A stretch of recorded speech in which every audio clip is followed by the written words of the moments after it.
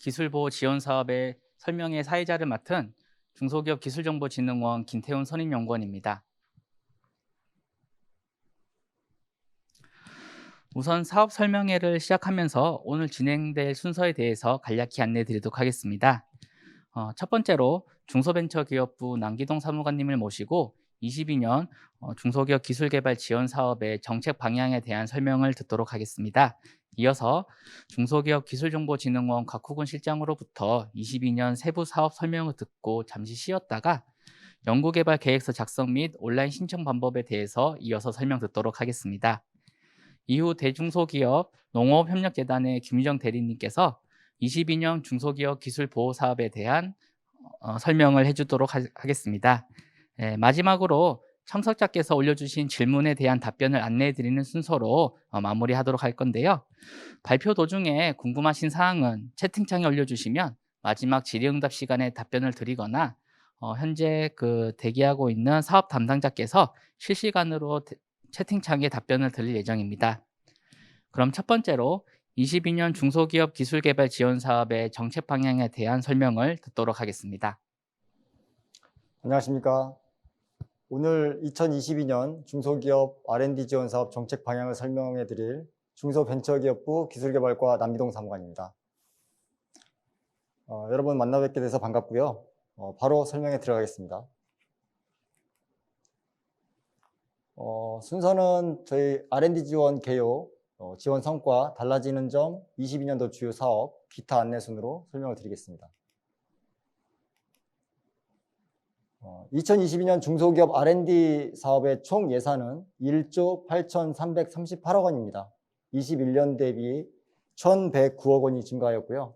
역대 최고의 예산으로 저희가 지원해 드릴 예정에 있습니다.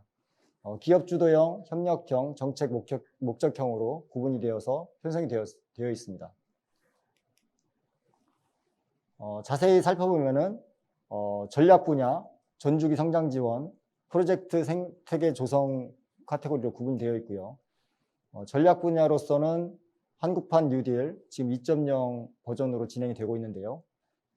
그린 뉴딜 유망 기업이나 창업 성장 기술개발 사업 등 이런 기존의 사업들이 있고, 그다음에 탄소 중립 선도 모델, 넷제로 기술 혁신 개발 사업 등 신규 사업도 추가가 되었습니다. 스마트 대한민국에 있어서는 스마트 제조 혁신 기술 개발이나 스마트 전통시장 상점과 R&D 사업이 추가가 되었습니다. 그다음에 이제 빅3 사업, 저희가 앞으로 신사업군인데요. 반도체, 시스템 반도체라든가 그다음에 바이오, 그다음에 미래차 등 저희가 전략적으로 지원할 그런 분야와 소재 부품 장비 분야도 저희가 예산이 편성이 되어 있습니다. 그다음에 전주기 성장 지원 파트에서는 기업의 성장 주기별로 초기 도약 성숙 단계로 좀 구분이 되어서 창업 성장 기술개발 사업과 중소기업 기술혁신 기술개발 사업, 이런 사업들을 중심으로 해서 저희가 편성이 되어 있습니다. 또 협력형으로는 상용화 기술개발 사업과 산학연 공동기술개발 사업 등이 편성이 되어 있습니다. 프로젝트 생태계 조성 파트에서는 저희가 올해 신규로 건강기능식품 개발 지원 사업과 리빙랩 활용 기술개발 사업이 추가가 되었습니다. 이 외에도 저희가 규제 자유 특구 실증 기반 조성이라든가 산단 대개조 지역기업 R&D 사업들, 그다음에 현장 맞춤형 방역물품 R&D 사업들, 이런 것들이 좀 특화되어서 저희가 R&D 사업에 이제 편성을 해놓은 상태입니다. 성과를 간단히 살펴보겠습니다. 2015년부터 2019년까지 5개년 동안 주요 사업별 과제들의 성과를 저희가 2020년도에 추정을 해보았습니다. 고용은 11만 3천여 명 정도 고용이 되었고요. 매출은 15조 원 정도, 수출은 32.5억 달러로 3.5조 원 규모로 수출 실적이 있었습니다.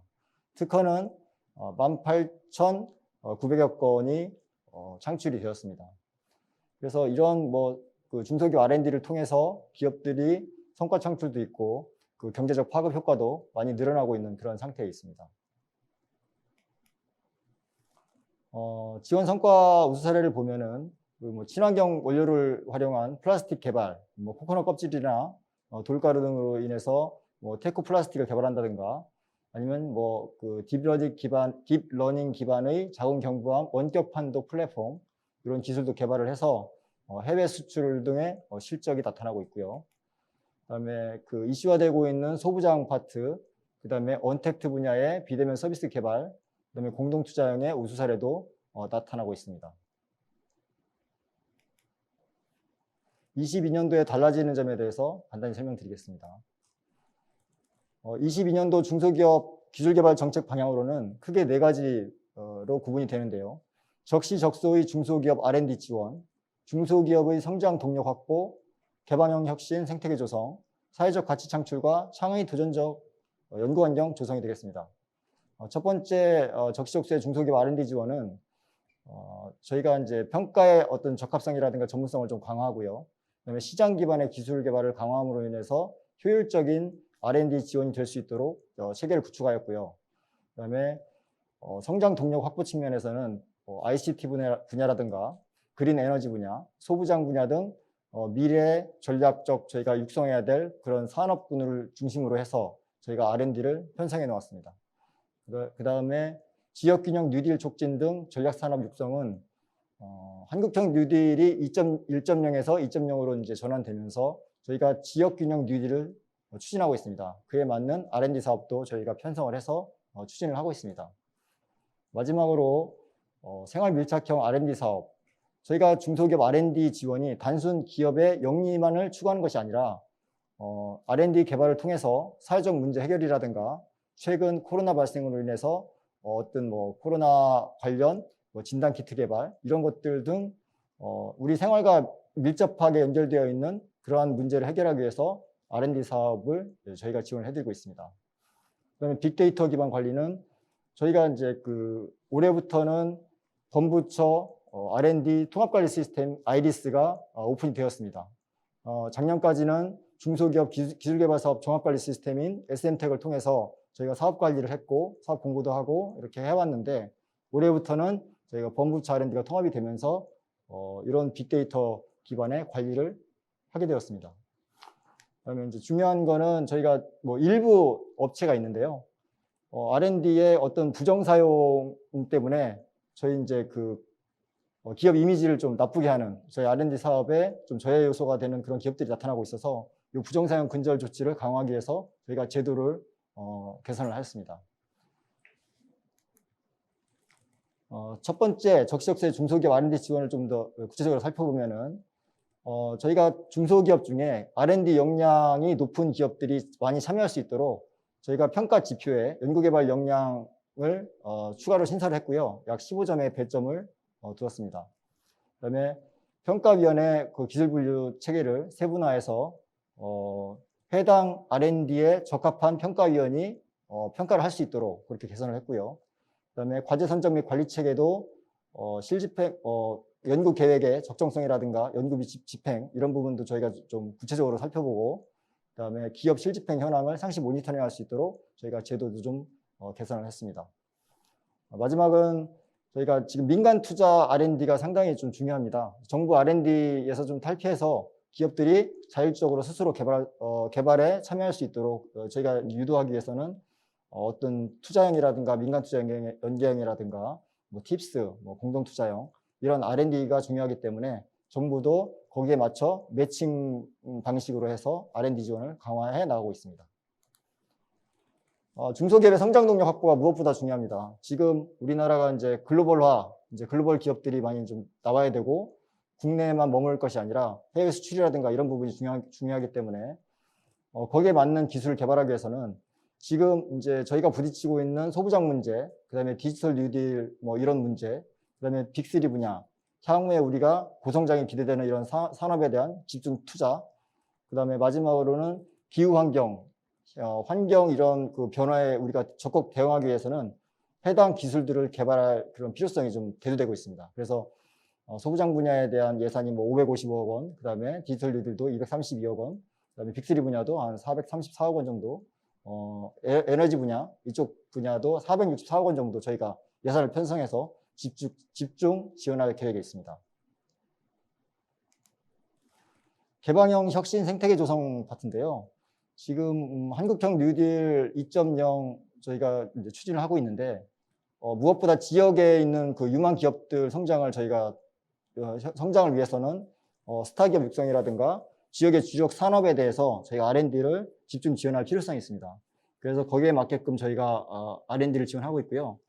2020년 11월에 지금 지역 주력 산업으로는 약 48개의 그런 산업 카테고리가 있습니다. 그래서 이 부분에 중점을 두고 저희가 지원할 계획이 있습니다.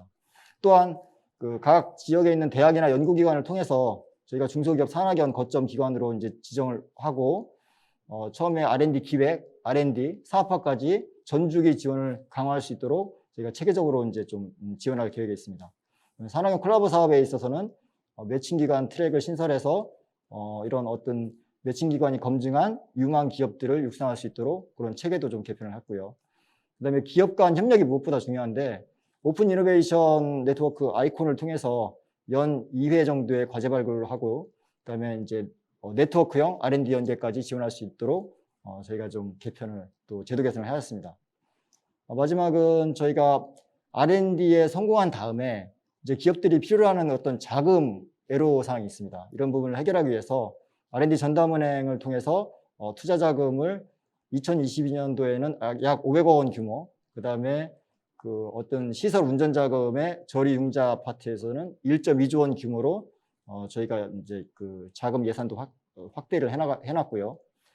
그 다음에 그 R&D에 성공한 다음에 사업화를 통해서 시장에 진입을 해야 되는데 그 진입에 많은 어려움이 있어서 저희가 매년 한 100여 개 정도의 우수 연구개발 혁신 제품을 선정을 해서 공공조달 시장에 진입할 수 있도록 홍보라든가 기타 뭐 어떤 그 판로 지원을 저희가 강화해 나가고 있습니다. 이런 부분도 좀 체크하셔가지고 활용하시면 좋으실 것 같고요. 마지막으로는 저희가 창의 도전적 연구 환경 조성이 무엇보다 중요한데요. 아까 말씀드린 대로 그 감염병 대응을 위해서 우리가 이제 생활 밀착형 이런 R&D 사업도 저희가 중요시하고 있고, 그다음에 무엇보다 이제 일자리 창출도 중요합니다. 저희가 중소기업들에서 R&D를 통해 기업 성장과 더불어 일자리도 창출을 하고, 그다음에 부정사용 근절 강화는 저희가 예방 점검 제재 체제로 저희가 체계적으로 모니터링을 통해서 부정수급을 했을 경우에는 저희 R&D 사업 참여할 때 강력한 제재 조치를 통해서 참여를 좀 제한할 수 있는 그런 제도를 강화해 나가고 있습니다. 그다음에 그 올해부터 범부처 R&D 통합관리 시스템 아이리스가 구축이 돼서 지금 오픈이 되고 있고요. 기술혁신개발 사업, 창업성장, 상용화 등 저희 메인 사업들은 작년 말에 이미 공고가 돼서 SM택을 통해 가지고 지금 접수를 이제 받을 예정에 있지만 기타 사업 올해부터 이제 공고되는 사업들은 아이리스를 통해서 사업 공고가 되기 때문에 잠시 후에 그 부분에 대해서는 좀 더 구체적으로 설명을 드리겠습니다. 그다음에 이 외에도 중소기업 부담을 가중시키는 그러한 어떤 절차라든가 그 규정에 있어서는 저희가 간소화 추진을 계속 해나가고 있습니다. 지금까지 제가 저희 정책 방향에 대해서 설명을 드렸고요. 향후에 이제 각 사업별로 자세하게 설명을 이제 들으신 다음에 우리 기업에 맞는 사업이 어떤 것인지 그런 것들을 잘 체크하셔가지고 올해 기업 성장, 기업 어떤 기술 발전에 기술 발전을 도약하는 데 있어서 좋은 보탬이 되었으면 하는 그런 바람입니다. 이상 경청해 주셔서 감사합니다. 네, 감사합니다. 이어서 22년 R&D 세부 사업 설명을 중소기업기술개발진흥원 곽후근 실장님께서 해드리도록 하겠습니다.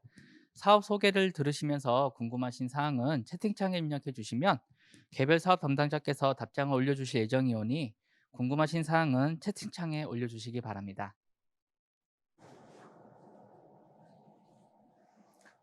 예, 안녕하십니까. 중소기업기술정보진흥원 곽후근 실장입니다. 지난주 수요일 날 1차 설명회를 했고요. 그때 들으신 분들의 의견이 새로운 신규 사업에 대해서 좀 더 자세하게 설명을 해주셨으면 좋겠다는 의견이 있어서 기존 사업들은 좀 더 올해 달라진 것 중심으로 간단하게 설명드리고요. 올해 이제 새롭게 신설된 사업이 8개가 있습니다. 그 사업 중심으로 자세히 설명드리도록 하겠습니다. 먼저 저희 중소기업 R&D 사업은 크게 3가지 유형으로 구분됩니다. 기업 혼자 하는 기업 주도형 사업이 있고요. 기업과 산학연, 기업과 기업 간 협력을 하기 위한 협력형 사업이 있습니다. 그리고 특정 목적을 가지고 수행되는 정책 목적형 사업이 있습니다. 오늘 사모님께서 말씀하신 것처럼 주로 정책 목적형 사업이 굉장히 많은 신규 사업이 늘었고 예산도 대폭 확대되었습니다. 제가 지난주 1차 설명회 때 올해 달라진 내용이 가장 큰 걸 하나의 키워드로 해달라는 말씀이 있어서 제가 제대로 된 과제를 뽑아서 제대로 관리해야 한다. 이게 올해 가장 큰 달라진 점이라고 말씀드렸는데요. 정책 목적형 사업이 대표적인 그렇게 제대로 된 과제를 좀 뽑아서 성과도 한번 제대로 내보자 하는 그런 사업이 되겠습니다. 그래서 정책 목적형 사업에서 새로이 시작되는 사업들을 중심으로 설명드리겠습니다. 첫 번째 사업은 중소기업 기술혁신 개발 사업이 되겠습니다.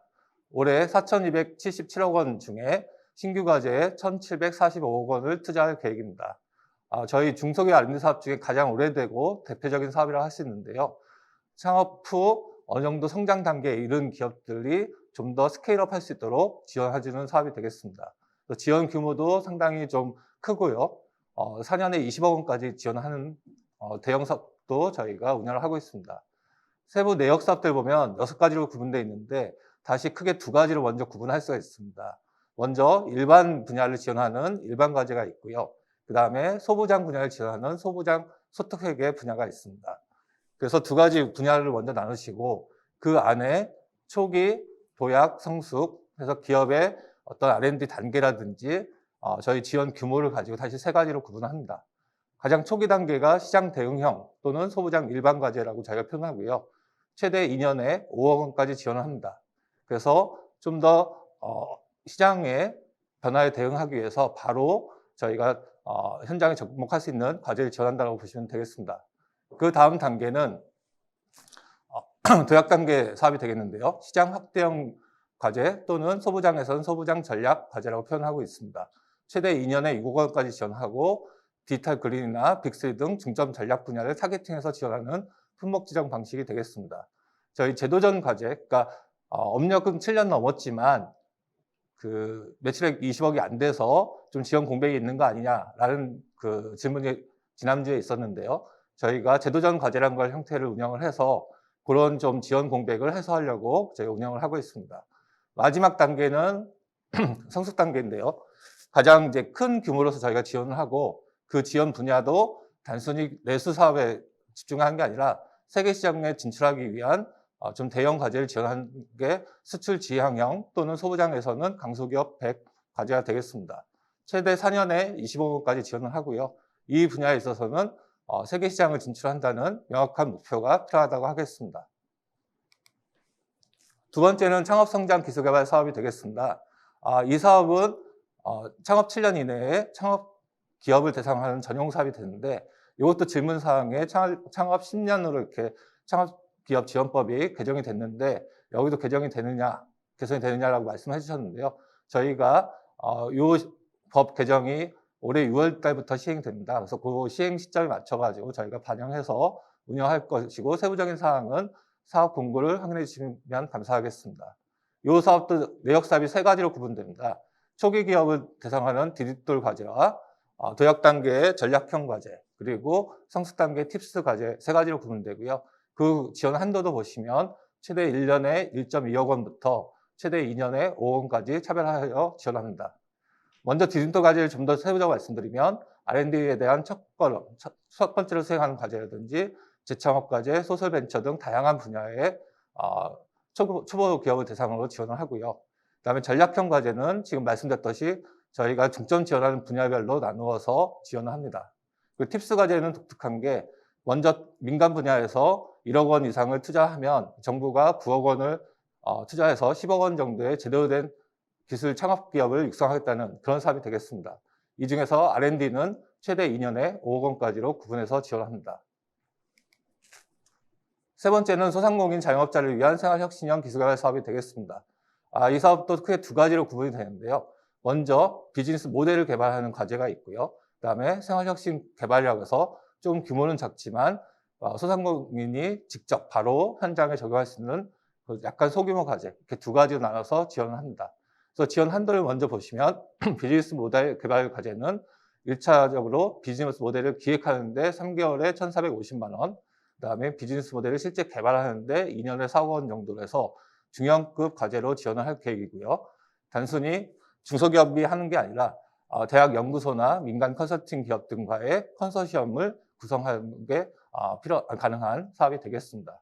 이에 반해서 생활혁신개발 사업은 진짜 중소기업이나 소상공인이 직접 대학과 연계를 해가지고 사업장에서 즉시 사용 가능한 R&D 과제를 지원하는데요. 진단하고 기획하는데 2개월에 500만 원, 그다음에 실제 R&D를 하는데 6개월에 3천만 원짜리 지원하는 소규모 과제가 되겠습니다. 여기까지가 이제 기업 단독으로 하는 기업 주도형 사업이 되겠고요. 4번 사업부터는 기업과 기업 간 또는 기업과 대학, 연구기관들과 공동으로 개발하는 협력형 사업이 되겠습니다. 네 번째 사업인 상용화 기술개발 설명드리겠습니다.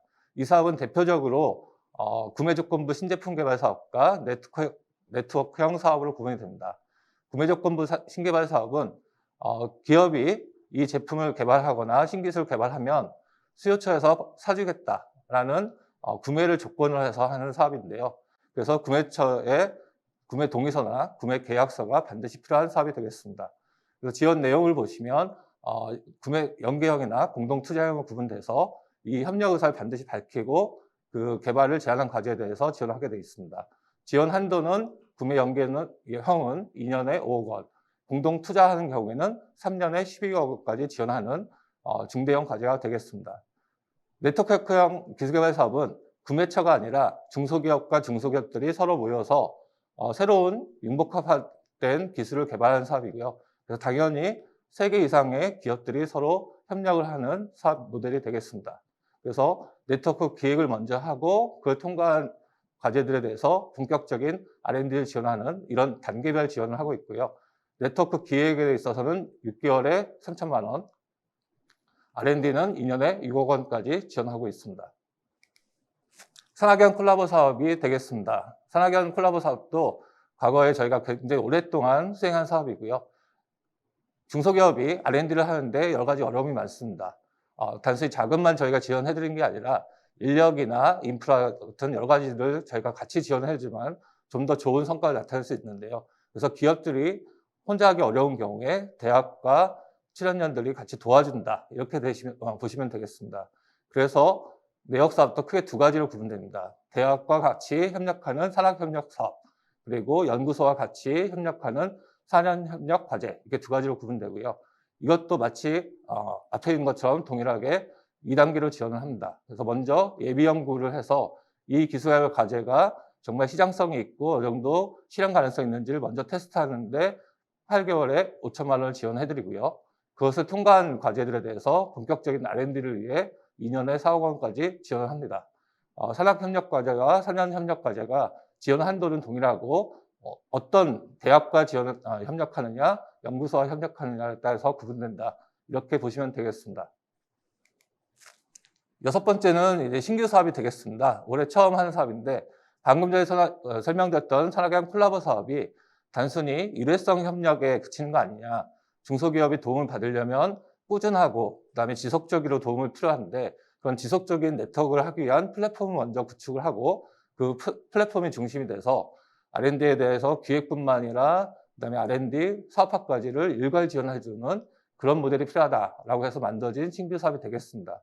그래서 일단 이 사업도 동일하게 산학협력 플랫폼과 산업협력 플랫폼을 각각 5개, 4개를 먼저 선정하게 되어 있습니다. 그래서 현재 지금 공고를 해서 한 2월 달까지 그러니까 대학을 먼저 5개를 선정하고요. 연구소도 4개 선정해서 이 대학과 이 연구소들과 같이 포업을 할 수 있는 과제를 다시 한번 2차로 공고하게 되어 있습니다. 그래서 2차 공고할 때 이것도 동일하게 2단계로 구분되는데요. 먼저 R&D 기획을 하기 위해서 4개월에 2천만 원, 그 다음에 실제 R&D를 위해서 2년에 3억 원, 산학협력은 2년에 3억 원이고요. 4년 협력 같은 경우는 2년에 4억 원으로 저희가 지원을 하고 있습니다. 7번째 사업은 해외 원천기술 상용화 기술개발 사업이 되겠습니다. 이 사업은 신북방 정책에 의해서 이루어지는 사업이기 때문에 타겟 시장과 원천 기술이 명확합니다. 러시아나 우크라이나 같은 북방 국가들이 갖고 있는 원천 기술과 혁신적인 기술을 도입을 해서 그것을 상용화한 다음에 다시 그 시장에 진출하기 위한 사업을 저희가 지원을 하고 있고요. 최대 2년에 4억 원까지 지원을 하고 있습니다. 다음은 신규 사업으로 성과 공유형 공통기술개발 사업이 되겠습니다. 이 사업을 보시면 일단 타이틀만 봐도 공통기술개발이라는 데 가장 큰 초점이 있다고 볼 수 있습니다. 그래서 한 개 기업만 사용하는 기술이 아니라 저희가 흔히 이제 범용 기술이라고 하죠. 여러 기업이 쓸 수 있는 기술을 개발해서 그 기술을 확산시켜서 전체 중소기업들의 경쟁력을 제거하겠다는 사업이 되겠습니다. 그래서 크게 3단계로 저희가 지원을 하는데요. 첫 번째로는 먼저 과제를 기획을 해서 어떤 기술이 이렇게 범용 기술성이 있는지를 먼저 파악을 해서 그리고 그것을 사업할 수 있는지를 기획하게 됩니다. 최대 3년에 2천만 원 정도를 지원하고요. 그 다음에 이 실제로 과제 기획된 과제들을 R&D를 통해서 2년에 10억 원까지 저희가 집중 지원하는 좀 중요한 과제가 되겠습니다. 마지막으로 개발된 결과물을 그 중소기업한테 이전하고 성과를 공유할 수 있는 사업화 단계 지원에 1년에 1.5억 원을 지원하게 되겠습니다. 아홉 번째 사업은 그린 뉴딜 2만 기업 100 사업이 되겠습니다. 저희 중기부가 올해 시행하는 사업 중에 가장 대규모 사업이 되겠습니다. 최대 3년에 한 개 기업을 선정해서 30억 원까지 지원하는 사업이고요. 그 30억 원은 크게 두 가지로 나눴습니다. 그래서 R&D를 하는데 3년에 12.5억 원, 그 다음에 사업화를 위해서 또 동일하게 3년에 17.5억 원 해서 합쳐서 30억 원을 한 개 과제, 한 개 기업에 대해서 일괄 지원하는 방식입니다. 그래서 그린 분야에 타겟팅을 해서 이 기업들이 정말 바로 즉시 조속한 성과를 나타내기 위해서 R&D와 사업화를 일괄 지원한다. 이렇게 보시면 되겠고요. 그럼 그린 뉴딜에 대한 정의를 저희 나와 있는 걸 꼼꼼히 보시고 또 사업별 공고문도 확인하셔가지고 이 과제에 해당되는 경우에는 정말 정부가 집중적으로 육성하겠다라는 것을 좀 알아두시고 지원해 주시면 좋을 것 같습니다. 10번 사업도 신규 사업인데요. 중소기업 탄소 중립 선도 모델 개발 사업이 되겠습니다. 한국형 뉴딜에서 가장 중요한 것이 그린 뉴딜과 디지털 뉴딜인데 저희가 그린 뉴딜 분야에서 집중적으로 좀 지원하기 위해서 만든 새로운 사업이 되겠습니다. 지원 한도만 보셔도 2년에 20억 원으로 상당히 규모가 큰 사업이고요. 이렇게 규모가 큰 사업이기 때문에 이거를 그냥 한 개 기업에다만 적용하는 게 아니라 유사한 업종 내에서 공정을 좀 제대로 개선할 수 있기 위해서 공통적으로 적용될 수 있는 선도 모델을 만들고 그것들이 그 업종에 확산될 수 있도록 지원하는 사업이 되겠습니다. 그래서 그 내용을 보시면 저희 300인 미만 사업장 중에서 이 탄소를 다 배출할 수 있는 업종들을 좀 골라가지고 저희가 타겟팅해서 지원하려고 합니다. 식료품 제조업이라든지 제지업, 금속가공업, 석유화학, 비금속, 광물, 1차 금속 등 저희가 보기에는 탄소가 좀 배출이 많이 되는 업종을 타겟팅해서 어떻게 공정을 개선하면 정말 저희 이 탄소 관련돼서 시장 상황에 즉시 대응할 수 있는지를 파악을 하고요. 그 모델을 가지고 확산시키겠다 하는 사업이 되겠습니다. 11번째 사업도 신규 사업입니다. 중소기업 넷 제로 기술혁신 개발 사업이라고 하고요. 저탄소를 하고 있는 새로운 산업 분야가 있습니다. 그 분야들의 존재하는 중소벤처기업들과 또 원천기술 보유한 연구기관들이 같이 코업을 통해 가지고 중소기업이 적용 가능한 탄소 중립 모델을 만드는 사업이 되겠습니다. 그래서 반드시 컨소시엄을 이뤄서 지원을 해야 되고요. 주관기관은 중소벤처기업이 되고 공동기관은 공동연구기관들이 같이 협력형으로 개발한다고 보시면 되겠습니다. 지원 한도도 크게 두 가지가 있는데요. 3년에 15억 원짜리는 품목 지정 방식이고 3년에 30억 원짜리는 지정 공모로 하게 되어 있습니다. 그래서 지정 공모 과제는 RFP라고 해서 어떤 기술을 개발할 건지를 정확하게 먼저 제시를 합니다. 그래서 그 제시되어 있는 기술을 누가 더 잘 만들 수 있느냐를 가지고 저희가 선정하는 과제들은 3년에 30억 원까지 저희가 집중적으로 지원한다. 이렇게 보시면 되겠습니다. 다음은 소재 부품 장비 전략 협력 사업이고요.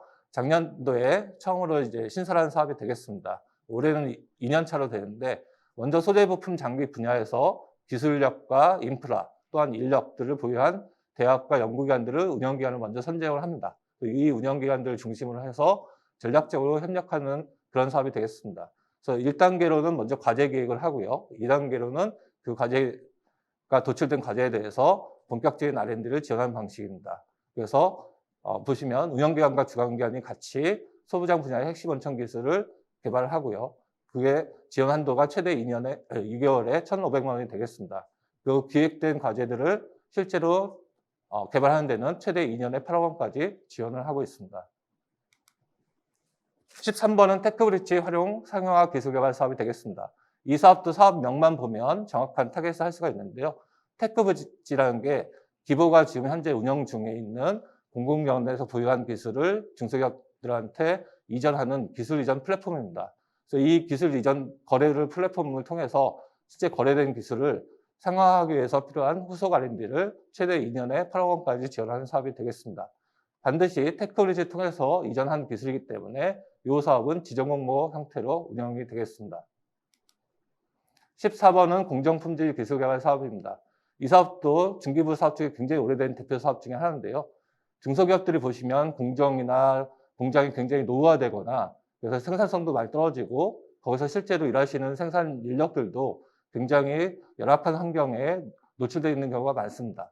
그래서 그런 생산성도 향상하는 동시에 그 제조 공정에 대해서 자동화를 한다거나 지능화를 통해 가지고 거기서 일하고 계시는 종업원들도 그 노동 환경을 좀 개선하는 그런 목적을 갖고 있는 사업이 되겠습니다. 내역 사업은 크게 두 가지로 나눠지는데요. 먼저 혁신형 R&D와 그다음에 현장형 R&D로 구분됩니다. 또 혁신형 R&D도 일반 과제와 다시 고도화 과제로 구분되는데요. 고도화 과제부터 먼저 설명드리면 국내 생산 비용이 굉장히 높아서 해외로 이전했거나 아니면 이전할 가능성이 높은 중소기업들의 좀 공정을 개선함으로써 국내에서 계속 다시 돌아오거나 국내에서 사업을 영위할 수 있도록 지원하는 사업으로 최대 2년에 10억 원까지 지원하고 지정공모 형태로 운영합니다. 근데 그 바로 밑에 단계로서는 산학연과 같이 협업을 통해서 공정에 대한 좀 더 혁신적인 공정기술 개발을 하는 경우는 최대 2년에 2억 원까지를 자유롭게 자유공모 방식으로 지원합니다.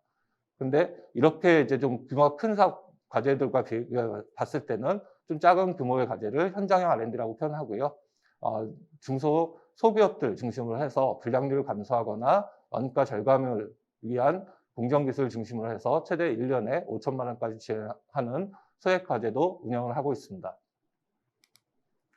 15번 사업은 스마트 서비스 ICT 솔루션 개발 사업이 되겠습니다.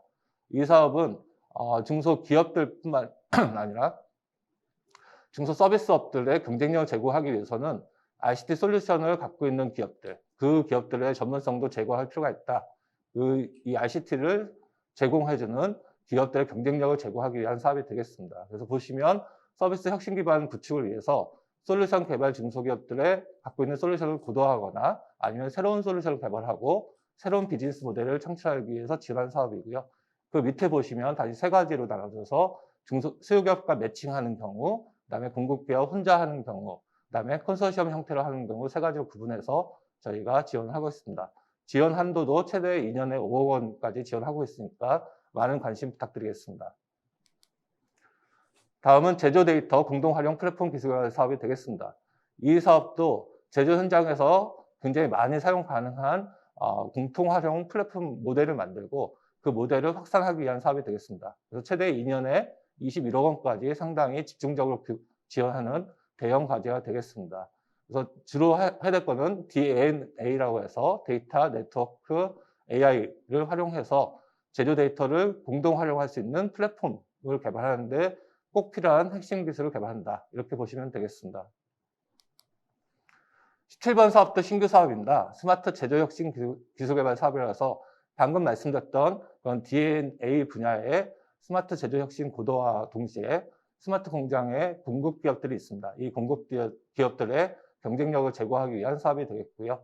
크게 두 가지 내역 사업으로 구분되는데 선도 기술은 최대 4년에 36억 원까지, 현장에 바로 적용할 수 있는 현장 적용 과제는 최대 3년에 4.5억 원까지 지원하는 사업이 되겠습니다.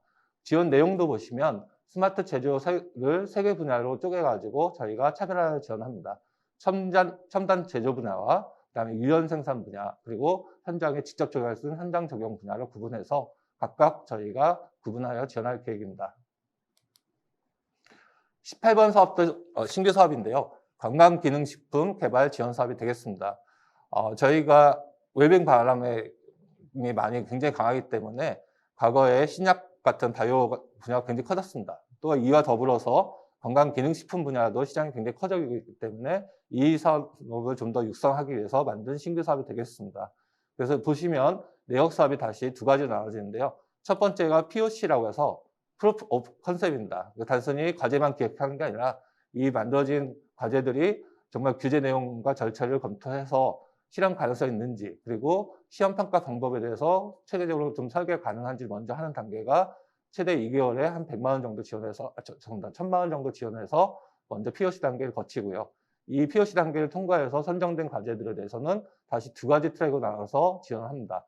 트랙 1은 새로운 기술을 개발하고 그 원료들을 실제로 고도화하는 단계로 나눠지는데요. 새로운 원료를 개발하는 데 좀 더 돈과 시간이 많이 필요하기 때문에 3년에 6억 원까지 지원을 하고요.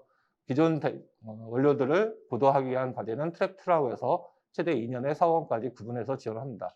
이 사업의 특징은 건강기능식품도 과거에는 단순히 그냥 좋다 정도로 이렇게 홍보를 해왔는데, 그게 아니라 실제 임상 테스트를 거쳐서 그 성능과 효능이 입증하는 것도 굉장히 중요합니다. 그래서 저희가 임상 지원까지 지원을 하고 있다는 점을 참고하시면 되겠습니다. 19번 사업이 되겠습니다. 스마트 전동시장 상점과 R&D 사업이 되겠습니다. 이 사업도 올해 처음 하는 신규 사업이 되겠습니다. 보시면 규모도 최대 2년에 20억까지 상당히 대형 사업인데요. 보시면 저희가 전통시장이나 상점가들이 굉장히 코로나 때문에 위축이 되고 어려움을 겪고 있습니다. 이 기업, 전통시장이나 상점가를 살리기 위해서는 저희가 대기업들이나 여러 가지 원격 플랫폼 같은 것들을 저희가 좀 더 많이 활용할 필요가 있고요.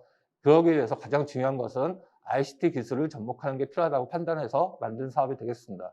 이 사업은 지원 대상을 보시면 ICT 전문 중소기업이 먼저 반드시 필요하고요. 그 실제로 지원을 받을 지역 시장의 상인회, 그리고 지자체 등으로 구성된 컨소시엄을 먼저 구성을 해야 됩니다. 그래서 어떤 전통시장을 어떤 방식으로 어떤 ICT 기술 접목을 해가지고 좀 더 활성화시킬지를 먼저 과제 기획해서 제안해 주시면 최대 2년에 20억까지 저희가 집중적으로 지원한다, 이렇게 보시면 되겠습니다. 20번 사업도 신규 사업입니다. 리빙랩 활용 기술 개발 사업이라고 하는데요. 먼저 리빙랩에 대한 그 개념을 이해하실 필요가 있습니다.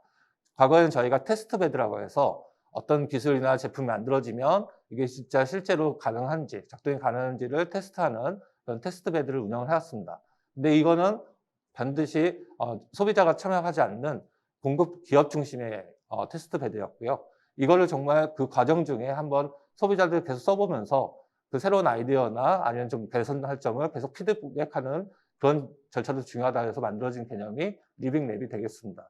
그래서 그 단순히 기업들이 만드는 게 아니라 소비자들이 그 리빙랩에 참여를 해서 지나가면서 들릴 수도 있고요. 아니면 자기가 어떤 소비자 단어를 해서 꾸준히 지속적으로 참여할 수도 있고요. 그래서 새로운 제품들이 이 리빙랩을 통해서 좀 더 업그레이드 되고 시장이 필요로 하는 니즈를 좀 더 정확하게 충족시킬 수 있도록 하는 방식이 리빙랩이 되겠습니다.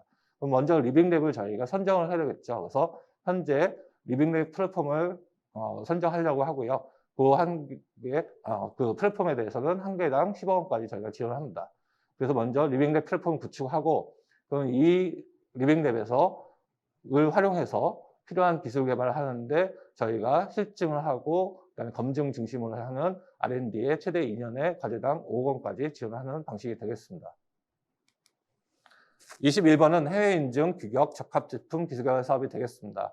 이 사업도 수출을 하려면 그 나라마다 갖고 있는 고유한 기술 규제들이 다양하게 있습니다. 그럼 그 기술 규제를 저희가 만족을 해야지만 수출할 수가 있습니다. 로아스라든지 여러 가지 그런 기술 규제를 어떻게 하면 저희가 적합하게 해서 수출할 수 있을까를 지원하는 사업이 되겠고요. 아무래도 어느 정도 기술은 다 만들어졌고 제품은 만들어졌고 그 해외 인증을 만족하는 데 집중하는 사업이기 때문에 과제 규모는 최대 1년에 1.5억 원으로 약간 소규모 과제가 되겠습니다. 22번 사업은 연구위원 활용 플러스 사업이라고 해서 이 사업도 사실 굉장히 오래됐습니다. 과거에는 저희가 연구장비 공동활용 사업이라고 표현했는데요. 어떤 구체적인 R&D 과제를 하는 게 아니라 R&D를 하기 위해서 필요한 장비들이 굉장히 많이 필요합니다. 근데 그걸 다 저희가 중소기업이 사기는 한계가 있으니까 대학이나 출연원들이 이 장비를 사놓고 중소기업들과 같이 공동으로 활용하겠다라고 해서 등록한 장비도 있습니다. 그걸 저희가 제우스라는 시스템에 다 들어가 있는데요. 그 제우스 시스템을 검색해서 나 이 장비를 좀 써봤으면 좋겠어 라고 할 때 그 이용료를 저희가 바우처 형태로 지원해 주는 사업이 되겠습니다. 규모도 크게 두 가지가 있는데요. 기업이 중심으로 하는 기업 선도용은 최대 6개월에 1,000만 원까지 지원을 해드리고, 그 단순히 장비뿐만 아니라 어떤 컨설팅이라든지 전문 서비스를 제공하는 분석 같은 걸 하기 위한 인력이나 서비스를 제공하는 경우는 최대 6개월에 5천만 원까지 지원을 해드리고 있습니다. 23번째는 중소기업 R&D 역량 제고 사업이 되겠습니다. R&D는 크게 과제 기획, 그러니까 어떤 걸 개발할까를 먼저 고민을 하고요. 그다음에 진짜 본격적인 R&D를 하고, 세 번째로 사업하는, 이렇게 3단계를 거치는데, 저희가 대부분 사업들은 본격적으로 R&D를 지원합니다. 물론 단계별로 해서 과제 기획과 R&D를 2단계라서 지원하는 사업들도 있지만, 어찌됐건 대부분의 예산이 본격적인 R&D 지원하는데, 이 사업만큼은 R&D를 진짜 제대로 하기 위한 과제 기획에다가 좀 더 저희가 집중해서 지원하자라고 해서 만들어진 사업이 되겠습니다. 그래서 R&D 기획 지원 사업이 있고, 맞춤형 기술 파트너라고 해서 애로사항을 도와주기 위한 파트너를 매칭해주는 사업이 있고, 그다음에 위기 지역 스케일업이라고 해서 저희가 지정한 조선이나 자동차 분야에 최근에 불경기로 인해서 굉장히 어려운 지역들이 있습니다. 그 지역에 소재되어 있는 기업들의 현장 수요나 아니면 스케일업을 하기 위한 R&D 지원까지 저희가 다양한 내역 사업들을 운영하고 있습니다. 24번째 사업은 지역 특화 산업 육성 플러스 사업이 되겠습니다. 작년까지는 키아트라고 해서 산업부에 있는 R&D 전문기관이 운영한 사업이었는데요. 올해부터는 이 사업도 저희 기정원으로 이관이 돼서 저희가 총괄해서 지원을 하는 사업입니다. 크게 두 가지 내역 사업으로 구성이 되어 있는데요. 먼저 지역 주력 산업 육성 과제와 지역 스타기업 육성 과제가 되겠습니다. 지역 주력 산업 육성 과제는 48개 미리 선정되어 있는 지역 주력 산업 분야가 있습니다. 이 분야에 해당되는 새로운 제품을 개발할 때 저희가 2년에 4억원까지 지원을 하고, 그 품목 지정 방식으로 운영을 합니다. 그에 반해서 지역 스타기업 육성 사업은 지자체별로 이 기업은 정말 글로벌 시장에 진출할 만한 가능성이 있는 기업이다라고 해서 스타기업을 먼저 선정을 합니다. 이 지역 스타기업이 선정된 기업들에 대해서만 제한 경쟁 형태로 지원하는 사업이 되겠습니다. 25번째 사업은 산업단지 대개조 지역기업 R&D 사업이 되겠습니다. 이 사업은 먼저 알아두셔야 될 게, 산업단지가 5개의 지역이 대개조 지역으로 선정이 되어 있습니다. 하단의 별표를 보시면 경북, 광주, 대구, 인천, 전남 등으로 구분되어 있는데요. 이 지역의 산업단지를 정말 전체적으로 한번 혁신을 해보자 하는 사업이 되겠고요. 그 혁신을 위해서 필요한 개방의 혁신 바우처라든지 공동활용 R&D, 그리고 융복합 R&D를 세 가지 내역 사업으로 구분하여 지원하는 사업이 되겠습니다. 26번 사업은 연구인력 지원 사업이 되겠습니다. R&D를 하기 위해서는 자금도 중요하지만 인력도 굉장히 중요한데, 중소기업들이 인력 채용하는데 굉장히 많은 어려움을 겪고 있습니다. 그래서 저희가 크게 세 가지 내역 사업을 구분해서 지원하는데요. 이 사업도 작년까지는 키아트에서 수행하다가 올해부터는 저희 기존으로 이관돼서 저희가 지원하는 사업이 되겠습니다.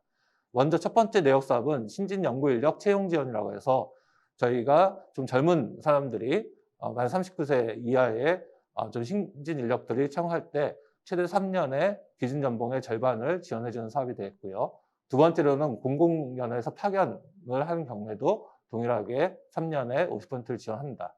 그리고 고급 경력 연구 인력을 채용하는 경우에 있어서도 동일한 방식으로 저희가 지원하는데, 지원 한도는 최대 5천만 원으로 지원을 하고 있습니다. 기타 안내 설명드리겠습니다. 오늘 사무관님께서 말씀드렸듯이 아까 21년도에는 연구개발 혁신법이 시행됨으로써 모든 부처의 R&D 사업이 하나의 표준화된 프로세스, 그러니까 연구개발 혁신법에 따른 프로세스로 표준화되었습니다. 근데 올해부터는 평가위원과 그다음 평가를 하기 위한 시스템도 하나로 통합이 되는데요. 그 시스템을 저희가 아이리스라고 부르고 있습니다. 그러다 보니까 아이리스가 갑자기 도입되면 기업들이 사용하는데도 굉장히 어려움이 있고요. 저희가 또 사업별로 갖고 있는 다양한 특성들을 반영하는 데 한계가 있습니다.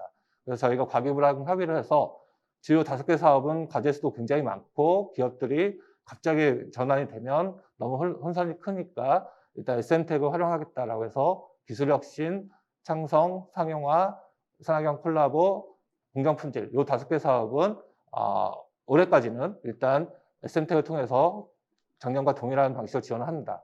그에 반해서 다른 나머지 26개 사업 중에 나머지 21개 사업은 이 RES라는 시스템을 통해서 저희가 접수도 받고 평가도 하고 협약 체결하고 과제도 관리하는 이런 방식으로 진행될 겁니다. 그래서 현재까지 10개 사업이 현재 지금 개별 사업이 공고가 나왔는데요. 5개 사업은 대형 사업은 SM택에서 그냥 접수를 해주시면 되고요. 그 다음에 테크브릿지라든지 아이리스 활용하는 사업은 반드시 아이리스 홈페이지에 들어가셔가지고 미리 회원가입도 하시고 과제를 신청하시면 좋겠습니다. 그래서 말씀드린 것처럼 사업 공고는 일단 SM택과 저희 중기부 홈페이지를 통해서 다 안내를 하고 있고요. 여기서 실제로 공고문은 올라와 있지만 아이리스에서 접수를 받는 사업들의 경우는 아이리스에 가서 등록하시고 접수를 해주시기를 부탁드리겠습니다. 세부적인 사항에 대해서 혹시라도 궁금하신 사항이 있으면 저희가 통합 설명회나 아니면 또 테크노파크, 지방청, 창조경제혁신센터를 통해서 계속 안내를 할 겁니다. 그래서 저희가 책자도 배포하고 설명자도 충분히 준비를 할 테니까 언제든지 저희 유관기관들을 통해 가지고 문의를 해주시면 감사하겠습니다. 예, 이상으로 설명을 마치도록 하겠습니다. 네, 감사합니다. 22년 중소기업 기술개발 세부 사업에 대한 설명을 들으셨습니다. 올해도 중소기업분들의 기술 경쟁력 강화를 위해 정부에서는 많은 준비를 진행하신 것 같습니다. 이어서 지원 사업을 신청하시기 위한 연구개발 계획서 작성법과 신청 방법에 대하여 중소기업기술정보진흥원 곽후근 실장님이 설명해 주시도록 하겠습니다. 예, 이어서 연구개발 계획서 작성 방법을 설명드리겠습니다.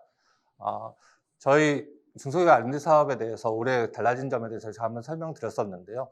제일 중요한 것은 올해부터는 좀 제대로 된 과제를 제대로 뽑아서 제대로 관리하겠다 하는 말씀이 가장 큰 변화라고 말씀드렸습니다. 그 이유를 먼저 간단히 설명드리겠습니다. 중소기업 R&D 사업이 1조 8천억 원까지 예산이 굉장히 많이 커졌고요. 또한 그 과제들을 봐도 4년에 20억 원, 3년에 30억 원까지 과제 규모도 굉장히 커졌습니다. 그러다 보니까 중소기업 R&D 사업에서 나온 성과가 도대체 뭐냐라는 굉장히 많은 지적과 비판이 있었습니다. 그래서 대형 과제들, 특히 소부장이나 한국판 뉴딜 같이 정부가 집중적으로 지원하고 육성하려는 사업에 대해서는 정말 제대로 된 가시적인 성과 창출이 중요하다 하는 판단이 첫 번째 있었습니다. 또 하나는 사업비에 대한 집행률에 대해서 굉장히 많은 비판이 있었습니다. 중소기업 R&D 사업들이 저희 기업들의 편의를 제공하기 위해서 굉장히 많은 규제들을 다 완화를 했습니다. 다른 부처들 사업과 비교해 봤을 때 사업비에 대한 집행 기간이라든지 사업계획서에 대한 서식 이런 것들이 굉장히 좀 기업들의 편의성을 제공하기 위해서 굉장히 유연하게 운영을 해왔는데요. 그러다 보니까 국가연구개발 혁신법과 다르게 운영이 많이 되었었던 문제도 있었고요. 또한 회계연도 일치라고 해서 회계연도 말까지만 쓸 돈을 기업들한테 줘야 되는데 기업들이 굉장히 쓰지 않고 남은 돈이 1년에 한 7천억 정도 굉장히 많이 쌓여있는 상황입니다. 그런 문제들을 좀 해소하기 위해서 과제 관리도 과거처럼 느슨하게 하는 게 아니라 연구개발 혁신법에 따라서 좀 더 엄격하게 관리해달라는 주문이 있었습니다. 그러다 보니까 선정 단계에서 뿐만 아니라 과제를 저희가 운영하는 과제 관리 단계에 있어서도 좀 더 강화를 해서 운영을 할 필요가 있다라는 저희가 판단을 해서 그런 내용 중심으로 제도가 많이 개편이 되었습니다. 그래서 중소기업 R&D 사업도 앞으로는 다른 부처들과 최소한 동일한 수준까지는 과제 관리를 엄격하게 하겠다는 내용이 가장 크게 달라진 점이라고 보시면 좋겠습니다. 그럼 본격적으로 연구개발 계획서 작성 및 신청 안내를 설명드리겠습니다. 일반 사항과 연구개발 작성 시 유의사항, 온라인 신청 안내 세 가지 파트인데요. 크게 올해 달라진 점 중심으로 설명드리겠습니다. 일반 사항은 추진 체계인데요. 말씀드렸듯이 중기부가 사업 총괄을 하고 있고요. 전문기관이 여러 군데서 흩어져 있다가 저희 중소기업기술정보진흥원, 흔히 줄여서 기정원이라고 하는 데서 거의 대부분 일원화해서 지원할 계획입니다. 그리고 실제로 평가를 하는 평가단과 제재 처분하는 평가단은 외부 전문가들을 활용하고 있습니다. 중소기업들은 낯설긴 하지만 주관 연구개발 기관으로 들어오셔서 이 과제를 진짜 주관이 돼서 제대로 된 성과까지 나겠다 하는 주관 연구개발 기관으로 참여하시는 거고요. 사업에 따라서 공동 연구개발 기관이 반드시 필요한 사업들도 있고요. 또 필요한 경우 위탁 연구개발 기관을 활용할 수가 있습니다. 추진 체계는 먼저 사업 공고를 해서 선정 평가하는 데까지가 1단계고요. 선정된 과제들에서 저희가 협약 체계를 하고 사업비를 지급해드리고 협약 변경을 하거나 진도 점검을 하는 과제 관리 단계가 2단계입니다. 그래서 과제 관리가 끝나면 저희가 연구개발비를 정산하고 성공했는지 실패했는지 판단하는 최종 평가와 그 통과한 기업에 대해서 기술을 납부하는 사후관리 등 3단계로 이루어지게 되겠습니다. 선정 절차는 서면평가, 현장평가, 대면평가인데 저희가 대부분 본평가는 대면평가 중심으로 운영이 되고 있습니다. 하지만 최근에 코로나19 때문에 온라인 방식으로도 비대면 평가로도 상당 부분 적용하고 있습니다. 관리 절차를 말씀드리면 이게 선정평가를 통해서 선정된 과제에 대해서는 협약 체결하고 사업비를 집행하고요. 이 사업비에 있어서 RCMS라고 해서 건별 집행하는 그 사업비 관리 시스템이 있습니다. 이걸 통해서 저희가 지급을 해드리기 때문에 그 RCMS의 특성을 정확하게 이해하셔가지고 실제 사용하면 바로바로 RCMS 등록해가지고 RCMS에서 그 기업들의 계좌나 아니면 거래처 계좌로 돈이 빠져나가야지만 실제로 집행이 되는 겁니다. 이 사업비 집행에 대한 관리를 저희가 굉장히 강화할 계획이다. 이렇게 이해하시면 되겠습니다. 22년 달라진 점을 크게 한 2가지 파트로 나눠서 설명드리겠습니다. 먼저 선정에 있어서 좀 더 제대로 된 과제를 뽑기 위해서 저희가 평가 지표를 개선했습니다. 과거에는 저희가 기술성과 사업성 중심으로 평가를 했는데요.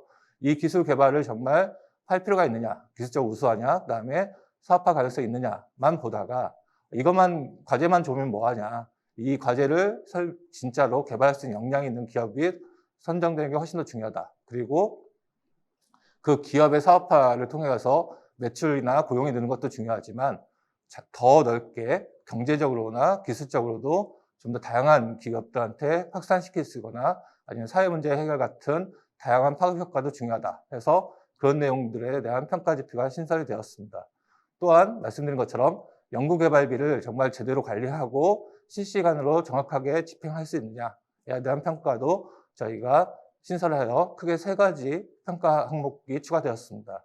그 기술할 역량부터 보시면 기업이 과제 수행을 정말 잘할 수 있는지를 한 15점 정도 평가합니다. 그래서 가장 주된 변수는 과제 책임자께서 이 과제를 정말 적극적으로 해서 사업화까지 끌고 나갈 수 있는 의지와 전문성이 있는지가 가장 중요한 판단 항목이 되겠고요. 또한 연구개발 인력들과 그 전체적인 기업이 이 국가인들이 수행했던 경험이라든지 그다음에 노하우들을 잘 축적하고 있는지도 저희가 볼 계획입니다. 또한 사업비나 여러 가지 연구 윤리를 위반하는 것들이 있으면 저희가 연구 윤리에 대해서도 저희가 검증을 해서 좀 더 투명하고 우수한 기업들이 선정될 수 있도록 노력할 계획입니다. 두 번째로 파급 효과에 있어서도 말씀드린 것처럼 한 개 기업에서 머무는 게 아니라 그 성과가 서로 공유화되고 확산이 돼서 사회 전반적으로 파급될 수 있도록 그 효과까지 작성을 할 필요가 있습니다. 마지막으로 자금 집행 계획에 있어서도 저희가 분기별 자금 집행 계획표를 받고요. 그 계획들이 R&D 과제와 서로 연결되어 있어서 정말 적시에 저희가 나눠드린 사업비를 집행할 수 있는지도 평가할 계획입니다. 사업 계획서 작성, 죄송합니다. 연구개발 계획서 작성에 있어서도 이 평가 지표가 신설되는 부분들을 반드시 유념하셔가지고 정확하게 작성하실 필요가 있다라고 말씀드리겠습니다. 그래서 자금 집행 계획서를 먼저 보시면 여기 과거에는 저희가 간단하게 협약 연도별로 금액만 쓰게 돼 있는데요. 보시면 분기별로 나눠서 쓰게 돼 있습니다. 그리고 비목도 저희가 구분해가지고 인건비 같은 경우는 당연히 꾸준하게 고정적으로 집행이 될 것이고요. 연구장비, 연구시설 장비라든지 이런 것들도 저희가 가능한 최대한 빨리 집행이 돼서 그 R&D 과제를 수행하는 과정에서 전반적으로 잘 사용할 수 있는지를 저희가 볼 계획입니다. 그 이외에 저희 직접비라든지 간접비나 이런 것들도 전반적으로 저희가 이 과제를 제대로 수행하기 위해서 사업비 집행 계획이 잘 준비가 되어 있는지, 그리고 이것을 저희가 선정한 이후에, 협약한 이후에 제대로 관리해서 집행할 수 있는지도 실시간 모니터링 할 계획입니다. 또 하나의 달라진 점은 저희가 과거에는 협약 1로부터 12개월 단위로 해서 협약 연도를 구분해 왔습니다. 예를 들어서 올해 3월 달에 만약에 3월 1일 날 협약을 체결했다 하면 올해 3월 1일부터 내년도 2월 말까지를 12개월을 1차 연도로 저희가 구분했습니다. 근데 다른 부처는 회계연도 일치라는 제도가 도입됨에 따라서 올해 3월이 됐든 6월이 됐든 9월에 협약을 체결하든 올해 말 12월 말까지를 1차 연도, 그다음에 2차 연도를 내년도 1월 1일부터 12월 말까지를 2차 연도 이렇게 구분을 해왔거든요. 저희도 다른 부처랑 동일하게 연구개발 과제의 협약 연도를 그렇게 회계연도와 일치시켜서 관리할 계획입니다. 사업계획서 연구개발 계획서 작성해 주실 때 이 회계연도를 반드시 연도 말까지 끊어가지고 작성을 부탁드리도록 하겠습니다. 세 번째로는 정부 과제에 대한 수행 이력 제출을 의무화할 계획입니다. 정부가 여러 가지 과제들도 많이 지원하고 또 다양한 사업들을 많이 발굴했는데 일부 기업들한테 너무 많은 지원이 쏠리고 있다 하는 또 비판도 받고 있습니다. 아무래도 R&D 사업도 여러 번 쓰고 여러 번 사업을 하다 보면 그 노하우가 쌓이고 학습 효과 때문에 좀 더 좋은 평가를 받을 수가 있는 그런 문제가 있기 때문에 저희가 좀 더 다양한 기업들한테 그 수혜를 해주기 위해서 특정 기업의 지원이 편중되지 않도록 중복 지원에 대한 검증을 강화할 계획입니다. 반드시 사업계획서 작성을 해주실 때 지금까지 수행한 정부 R&D 과제에 대해서 반드시 다 써주시고요. 그걸 작성하지 않으실 경우에는 저희가 평가 및 지원 대상에서 제외할 수 있다는 것을 반드시 알아두실 필요가 있습니다. 그리고 연구개발 계획서 작성 시 고려사항을 간단히 말씀드리겠습니다. 지금까지 저희 목차를 보시면 기술성과 사업성 중심으로 해서 크게 나눠져 있고요. 기술개발 목표와 필요성, 그리고 그걸 어떻게 개발하는지에 대한 방법과 추진체계, 그다음에 활용 방안 및 기대 효과까지가 기술성 파트라고 보시면 되겠습니다. 이에 반해서 사업성은 이 기술개발한 결과물이 실제로 판매될 시장의 규모라든가 수출 가능성이 얼마나 되는지 먼저 파악을 하고요. 그 다음에 주요 판매처와 경쟁기관 현황을 살펴서 정말 이 시장에 진출할 수 있는지 가능성을 먼저 제시해 주는 게 굉장히 중요합니다. 그 다음에 실제로 사업화를 위해서 필요한 계획도 양산, 그다음에 제품화, 마케팅 등 단계별로 작성을 해주시고 후속 투자들은 어떻게 운영을 하겠다는 것들을 써주신 다음에 이 기대 효과가 일자리라든지 매출액 증가 같은 기업 단위에서의 효과, 그리고 그 이외에 사회 문제 해결이라든지 여러 가지 국가적인 현안에 대응할 수 있는 사회적, 경제적 효과까지, 파급 효과까지 제시해 주시면 좋겠습니다. 연구개발 계획서에 대한 구성을 말씀드리겠습니다. 작년에 연구개발 혁신법 도입된 이후에 큰 틀에서 모든 부처가 다 동일하게 쓰고 있는데요. 먼저 요약서가 있고 본문 1과 본문 2가 있습니다. 그래서 요약서는 간단하게 온라인에 직접 입력을 하는데요. 저희가 과제를 관리하는 데서 가장 꼭 필요한 기본 내용들만 입력을 하시면 되겠습니다. 본문 1은 저희가 실제 평가를 하고 관리할 때 중요한 내용들이라서 아래 한글 파일 형태로 작성을 하신 다음에 업로드하는 방식이 되어 있고요. 기술성과 사업성에 대한 지금 주된 내용들을 정리해서 작성해 주시면 되겠습니다. 본문 2는 저희가 실제로 과제를 관리하기 위해서 필요한 연구 책임자나 참여 연구자 정보, 그다음에 그 개발 기관에 대한 정보들을 입력하게 되어 있고 사업비에 대해서도 굉장히 세부적으로 작성하게 되어 있습니다. 연구개발 계획서에 대한 본문부터 간단히 말씀드리겠습니다. 저희가 아무래도 이 계획서에 대한 목차만 한 2장 정도 돼 있기 때문에 분량에 대해서 고민이 많으실 것 같은데요. 가장 중요한 것은 저희가 선정되기 위해서 크게 3가지 고비를 넘어야 된다고 저희가 말씀을 드린 바가 있습니다. 첫 번째는 왜입니다. 왜라는 고비를 넘기 위해서는 이 기술개발 과제가 다른 과제들과 어떤 차별성이 있고 이 과제를 했을 때 정부가 지원했을 때 어떤 효과가 있는지를 먼저 설명을 해주는 게 필요합니다. 그게 저희가 연구개발 과제의 필요성이라고 먼저 정의를 하고 있고요. 그 다음에 두 번째는 무엇을 입는다. 그래 이제 정부가 지원하는 필요성까지는 이해했어. 근데 뭘 구체적으로 개발할 건데 라는 것을 구체적으로 써주셔야 되고 그 결과물을 어떻게 입증할 건데가 어떻게 보면 가장 중요한 본론이 되겠습니다. 그래서 여기서 기업들이 굉장히 많이 어려워하시는데요. 이 기술 결과물을 객관적으로 입증해야 한다는 것이 이 중소기업 R&D 사업의 가장 큰 특성이 되겠습니다.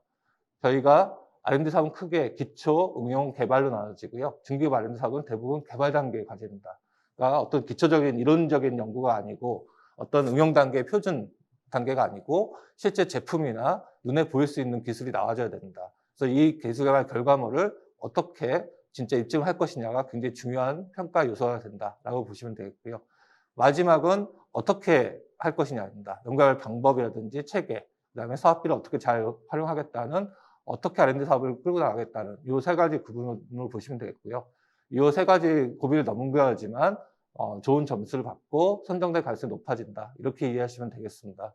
연구개발 과제의 필요성에 대해서 먼저 가장 설명하면, 말씀드린 최종 목표가 굉장히 중요하고 실제 기술 개발하는 내용을 세부적이고 구체적으로 작성할 필요가 있습니다.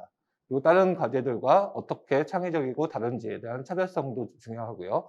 그 결과물들에 대해서 저희가 객관적으로 입증 가능한지도 저희가 판단한 겁니다. 그래서 사실 1번에 대한 내용이 가장 고민이 많이 필요하고 많은 시간을 들여서 좀 더 구체적이고 정교하게 작성해 주실 필요가 있습니다. 그 다음에 2번은 그거를 실제로 어떻게 하기 위해서 저희가 필요한 돈은 어떻게 활용할 거고, 인력은 어떻게 확보하고, 장비는 어떻게 활용하겠다 하는 내용들을 작성해 주시면 되겠습니다. 사업화 전략도 말씀드린 것처럼 시장 동향을 정확하게 이해하고 있느냐, 그리고 그 시장을 진입하기 위해서 필요한 인증이라든지 표준에 대해서 대응하기 위한 전략, 그다음에 실제 생산이나 양산을 하고 마케팅하기 위한 투자라든지 그거에 대한 추진 계획들을 작성해 주시면 되겠습니다. 마지막으로 연구개발 안정 및 보안 조치 이행 계획은 실질적으로 안전과 보안도 중요하기 때문에 충분히 작성해 주시면 좋겠고요. 이거는 신청한 이후에 협약한 경우에도 제출 가능하기 때문에 참고하시면 될 것 같습니다. 올해 가장 큰 저희가 계속 중요하게 판단하는 게 연구개발 자금 집행 계획이 되겠습니다. 그래서 작년도와 비교해 보시면 굉장히 많은 작성 분량이 늘었습니다. 비목별로, 연도별로 뿐만 아니라 분기별로도 다 작성을 해주셔야 됩니다. 그래서 이 목적을 정확하게 이해하셔야 되는데요. 말씀드린 것처럼 저희가 굉장히 중소기업들의 편성을 좀 제거하기 위해서 다른 부처나 연구개발 혁신법과 달리 굉장히 유연하게 사업비를 운영을 해왔습니다. 그러다 보니까 기업이 실제로 필요할 때 저희가 하는 게 가장 중요하다라고 판단을 해왔는데, 연말에 저희가 결산을 해보니까 너무 많은 돈이 기업들이 쓰지 않고 저희 계좌에 남아 있었던 거죠. 그래서 이렇게 놔두면 안 된다라는 계속 지적을 받아서 저희가 선정평가 시부터 그다음에 과제 관리할 때부터 실제 이 집행계획을 얼마나 정확하게 잘 작성을 했고 그 집행계획대로 잘 집행할 수 있는 역량을 갖고 있는지도 평가하겠다는 게 가장 핵심 내용이 되겠습니다.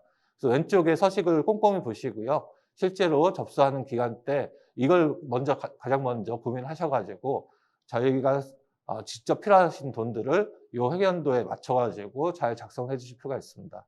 여기를 저희 평가위원분들한테 실제 선정평가에서도 꼼꼼히 검토해 달라고 계속 안내를 해드릴 겁니다. 그래서 여기서도 굉장히 많은 선정과 탈락에서 굉장히 갈림길이 될 수 있기 때문에 꼼꼼히 보실 필요가 있다라고 말씀드리겠습니다. 그리고 계속 그거를 연구개발 기관별로도 작성을 해주셔야 되고요. 참여 연구자별 인건비 현황표를 작성하려고 합니다. 이건 사실 저희가 아직 확정이 안 돼서 이렇게 공개적인 자리에서 말씀드리기 어려운 사항이 있긴 한데, 인건비를 현재까지는 매달 건별로 해가지고 각종 증빙 자료를 매번 똑같은 걸 계속해서 업로드를 했습니다. 근데 사실 이러다 보니까 기업들도 귀찮고 또 중간에 퇴사도 하고 참여율 계산도 해야 되고 너무 복잡하거든요. 그러다 보니까 막 연말에 하고 그 다음 연도에 넘어가서 하고 이렇게 해서 인건비 들였음에도 불구하고 제대로 실시간 등록이 안 되는 그런 어려움이 있어서 저희가 이거를 관리하고 있는 RCMS를 관리하고 있는 상계편과 협의를 해서 자동이체 기능 같은 것들을 만들려고 합니다.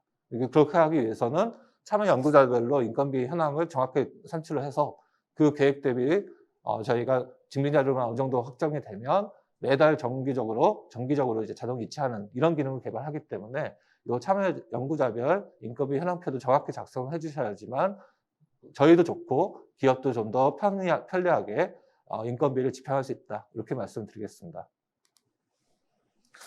세부 사용 계획들에 대해서도 저희가 굉장히 추가된 내용들을 보시면 연구시설 장비를 왜 구축하고 언제쯤 구축할 것인지, 연구 재료나 구입비가 왜 필요하고 언제쯤 저희가 사용할 것인지, 연구 재료 제작비, 그러니까 저희가 재료비만큼이나 제작비, 시제품 개발하는 것도 굉장히 중요합니다. 그래서 그 돈을 언제쯤에 쓸 것인지, 연구 활동비라든지 용역비들도 언제 쓸 건지를 다 세부적으로 기획을 하게 되어 있습니다. 그러니까 과거에 비해서 사업비가 왜 필요한지 그리고 언제쯤 집행할 것인지 저희가 좀 면밀히 검토하겠다. 이게 이 서식이 추가된 가장 큰 원인이라고 보시면 되겠습니다.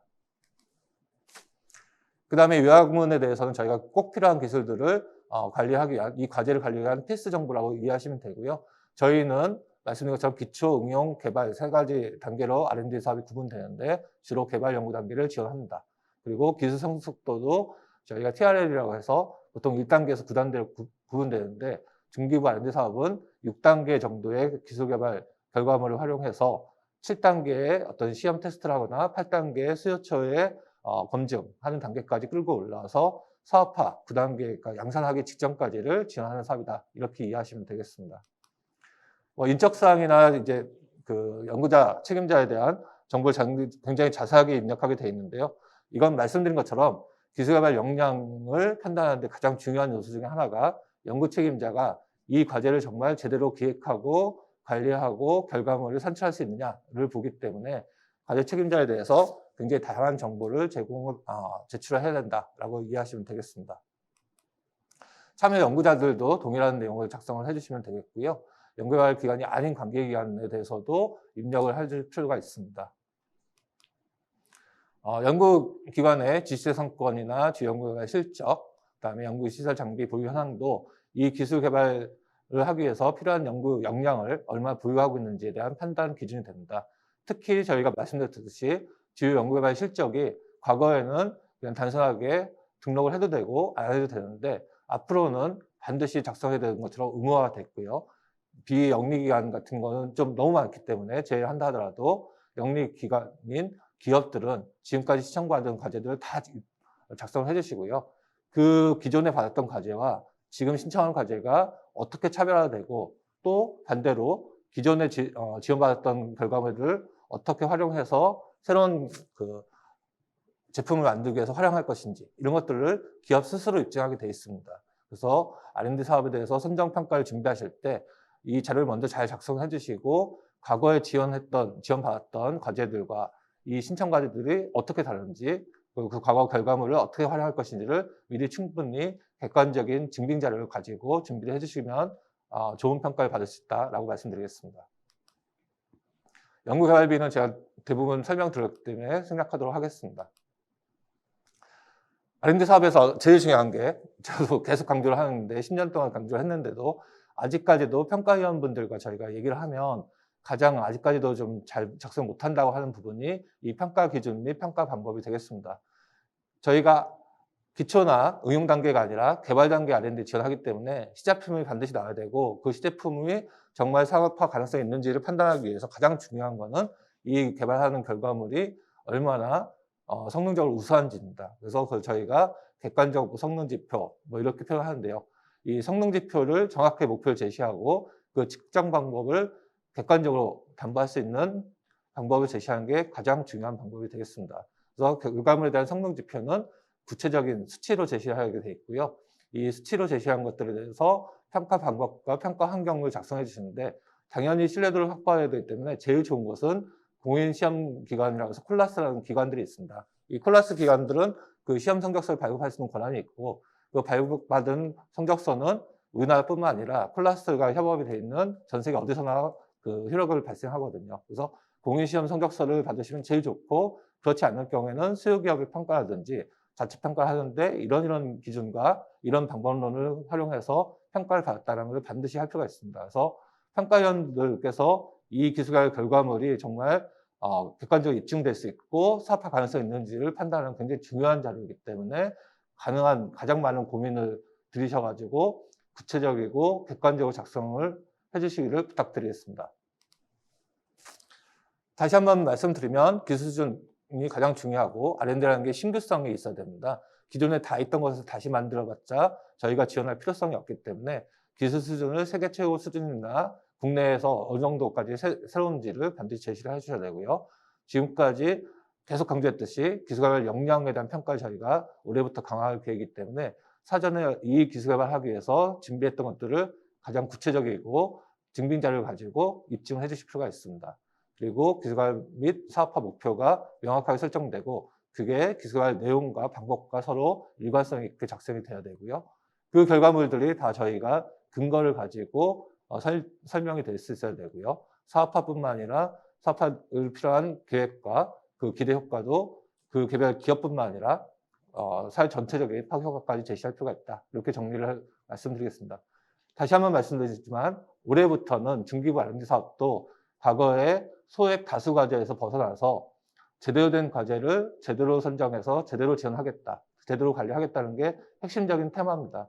저희가 국회라든지 여러 부처에서 받은 가장 중요한 미션이기 때문에 저희 정책 방향에 맞게 사업계획서를 작성을 해주시고 평가에 임해주시면 감사하겠습니다. 사업비 조성이라든지 아니면 저희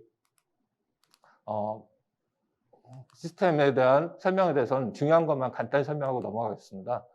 죄송합니다. 다시. 잠깐만요. 요 사업비 조성에 있어서는 가장 주된 내용이 연차별로 저희가 회계연도별로 잘라서 관리를 한다는 것들을 꼭 알아두시면 좋을 것 같고요.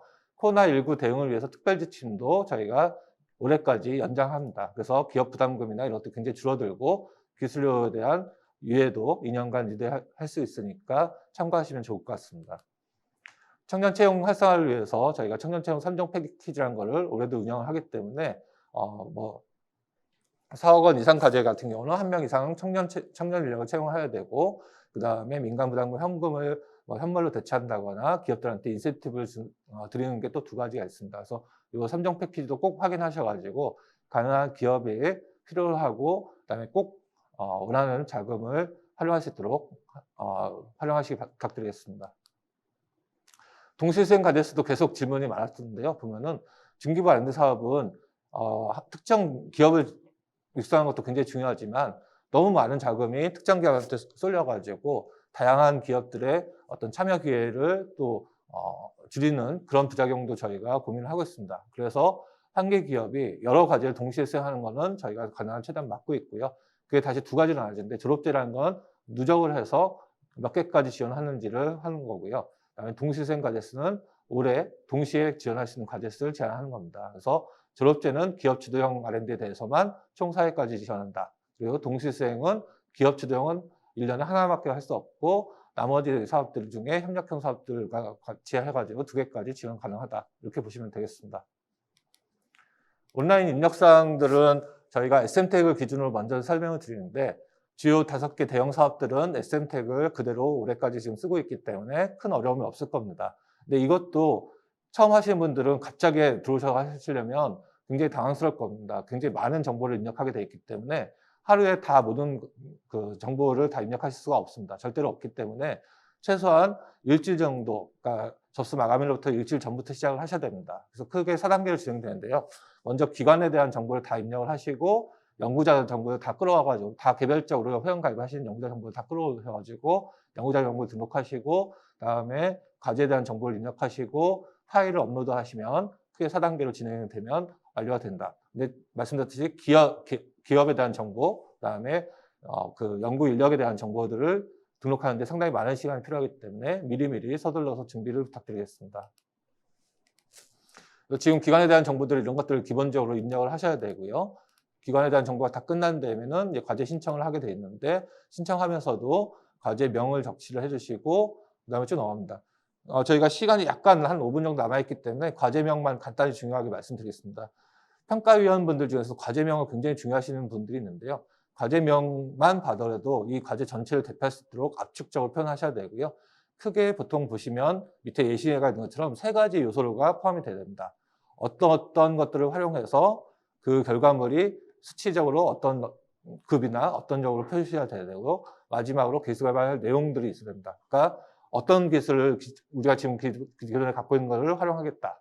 그게 첫 번째고요. 2번째가 그래서 그 결과물 목표가 수치적으로는 이렇다. 그리고 3번째가 그 결과물이 객관적으로 어떻게 입증 가능하다라는 그 3가지 내용들이 반드시 포함이 되어야 되겠습니다. 그래서 작성을 쭉 해주시고 쭉 넘어와서 지금 말씀드린 것처럼 RFP가 있을 경우 RFP를 다 넣어주신 다음에 저희 시스템에 등록해야 될 내용들 쭉 다 입력을 해주시고요. 마지막으로 경영 현황표라든지 신규 인력에 대한 정보들 다 넣으시고 사업비까지 넣으시면 접수증이 출력이 됩니다. 그래서 이 접수증까지 다 출력을 하고 계셔야지만 제출이 완료됐다. 이렇게 보시면 될 것 같고요. 저희가 지금 이용 매뉴얼 같은 것도 SMT에 다 올라와 있습니다. 근데 반면에 아리스 같은 경우는 아직까지 저희가 좀 제한된 기능들만 활용할 수 있기 때문에 혹시라도 불편한 사항이 있으면 저희 1357 콜센터라든지 저희 기정원으로 바로 연락을 주시면 저희가 최대한 자세하게 설명을 드리도록 하겠습니다. 이상으로 연결할 계획서 작성 요령에 대해서 설명을 마치도록 하겠습니다. 올해에도 굉장히 많은 26개 사업들이 지금 지원될 예정인데요. 저희가 많은 경쟁력을 갖고 있습니다. 창성 같은 경우 10대 1이 넘는 경쟁력을 계속 보이고 있는데요. 수많은 기업들이 경쟁하기 때문에 지금 설명드린 작성 요령을 충분히 숙지하셔가지고 제대로 된 과제를 작성을 해주시면 아마 좋은 평가 결과가 있지 않을까 생각을 합니다. 좋은 결과를 기대하면서 오늘 긴 시간 설명을 들어주셔서 감사드립니다. 감사합니다. 네, 감사합니다. 국가연구개발혁신법에 따라 올해도 연구개발 계획서는 모든 부처가 동일한 양식으로 이제 작성함에 따라 오늘 설명해드린 내용을 잘 활용하셔서 신청해 주시면 되겠습니다. 이제 마지막 발표 시간입니다. 22년 중소기업 기술보호 지원 사업에 대해서 대중소기업 농업협력재단의 김유정 대리님께서 발표를 진행해 주시겠습니다. 기술보호 지원 사업도 궁금하신 사항이 있으시다면 마찬가지로 채팅창에 올려주시면 답변 드리도록 하겠습니다. 중소기업의 기술은 우리가 지킨다. 안녕하세요. 대중소기업 농업협력재단 김유정입니다. 훌륭한 기술을 개발한 후에도 기술을 보호하지 못해 어려움을 겪는 중소기업이 많습니다. 이에 중소벤처기업부 및 대중소기업 농업협력재단에서는 중소기업의 부담을 줄이고 중소기업의 기술을 보호하기 위하여 기술보호 울타리 홈페이지를 통해 각종 지원 제도를 운영하고 있습니다. 지금부터 중소기업 기술보호 지원 제도와 활용 가능한 지원 사업에 대하여 안내하도록 하겠습니다. 중소기업 기술보호의 이해에 대해서 알아보고 중소기업 기술보호 지원 제도에 대한 세부 내용을 살펴보겠습니다. 중소기업 기술보호의 이해입니다. 기술보호는 중소기업 기술보호 지원에 관한 법률에 의거해서 대중소기업 농업협력재단이 전담기관 역할을 하고 있습니다. 중소기업의 기술이 유출되지 않도록 사전에 예방하고 기술 거래 시 기술 유출 또는 탈취되지 않도록 도와드리고 있으며 유출 또는 기술 탈취 시 피해 구제를 해드릴 수 있도록 다양한 사업과 정책을 운영하고 있습니다. 기술 유출 또는 탈취는 핵심 인력이 다른 기업이나 해외로 유출되는 경우 발생하거나 해외에서 악성 코드나 해킹 등을 통해 기술을 탈취해가는 사례가 있습니다. 이 외에도 다양한 사례들이 있기 때문에 중소벤처기업부 및 대중소기업 농업협력재단에서는 다방면으로 중소기업을 지원하고 있습니다. 매년 기술보호 실태조사를 하고 중소기업 기술보호 역량 점수를 측정하고 있습니다. 20년도 중소기업 역량 점수는 48.6점으로 대기업 대비 70%로 조사되었습니다. 중소기업은 인력과 재정이 상대적으로 열악하기 때문에 점수가 낮고 피해 금액이 큰 것이 사실입니다. 그렇다면 기술 유출을 방지하기 위해서는 어떻게 해야 될까요? 물론 기술을 보호하기 위한 여러 가지 방법을 강구하고 노력해야겠지만 정부에서는 기술 유출 피해 대응을 위하여 최소한의 지켜야 할 10대 수칙을 제시하고 있습니다. 기술보호 울타리 사이트를 통해서도 기술 유출 피해 대응 전략 10대 핵심 수칙 영상과 브로셔를 배포하고 있습니다. 기술보호 연혁을 간단히 살펴보겠습니다. 기술보호 정책은 갑자기 시작된 것이 아니라 2005년에 최초 개시되어 2015년 대중소기업 농업협력재단이 전담기관으로 지정되어 중소기업 기술보호를 위한 다양한 사업을 적극적으로 지원하고 있습니다. 2018년 범부처 기술탈취 근절 대책을 발표함으로써 중소벤처기업부뿐만 아니라 산업부, 공정위, 특허청 등 여러 부처가 통합적으로 도움을 드리고자 하고 있으며 2020년 중소기업 기술보호 강화 방안이 발표되면서 신규 정책 그리고 신규 사업을 적극적으로 지원하고 있습니다. 2021년 8월 10일 대중소기업 상생협력 촉진에 관한 법률이 개정되어 비밀유지 계약 체결 의무화, 입증 책임 완화, 징벌적 손해배상 제도 등 강력한 법제도를 마련하였습니다. 개정된 상생협력법의 내용입니다.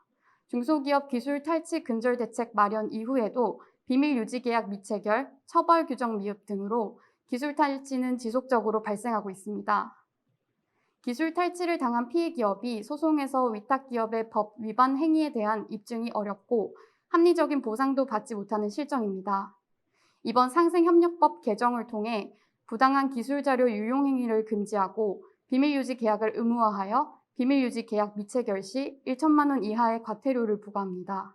또한 구체적 행위 태양 제시 의무를 통해 손해배상 청구 소송에서 수탁기업이 기술 탈취 관련 위반을 주장하면 법원이 위탁기업이 정당한 이유 없이 구체적 행위 태양을 제시하지 않으면 수탁기업의 주장을 진실한 것으로 인정하게 됩니다. 징벌적 손해배상을 통해 위탁기업의 기술 자료의 부당한 사용, 제공 행위로 인해 수탁기업이 손해를 입은 경우 발생한 손해액의 3배까지 배상 책임을 부과합니다. 자료 제출 명령을 통해 법원이 손해배상 청구 소송에서 위반 행위의 증명 또는 손해액의 산정에 필요한 자료의 제출을 명할 수 있도록 합니다. 마지막으로 법원이 손해액 산정에 필요한 방법을 구체화하여 규정을 신설합니다. 이처럼 기술 유출 탈취 문제는 단순히 중소벤처기업뿐만의 문제가 아닌 범부처 차원에서 지원하고 있고 상생협력 조정위를 구축하여 다양한 부처에서 통합적으로 지원하고 있습니다. 다음은 중소기업이 실질적으로 이용할 수 있는 기술보호 지원제도에 대해서 살펴보도록 하겠습니다. 기술보호 통합상담신고센터입니다. 대중소기업 농업협력재단 내 신고센터가 구축되어 전문가가 상시상조하고 있습니다. 따라서 보안상담, 법률상담, 기술보호 지원상담을 원하시면 기술보호 울타리 사이트나 02368-8787로 연락주시면 평일 오전 9시부터 오후 6시까지 상시상담이 가능합니다.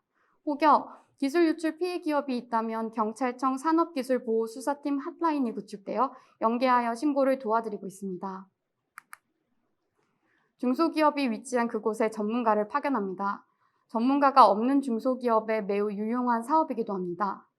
전문가 200명을 위촉하여 운영하고 있고 상담 분야는 보안 전략부터 법률 자문까지 5가지 분야입니다. 보안 지침이나 정책을 수립할 수 있는 보안 전략과 2020년도부터는 스마트 공장 구축 기업에 대해 특화된 전문가 배치도 지원하고 있습니다.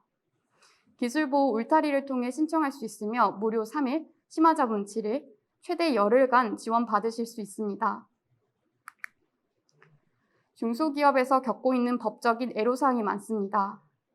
법무지원단은 중소기업의 기술보호와 피해 구제를 위하여 변호사 또는 변리사를 통해 무료 법률 자문을 지원합니다.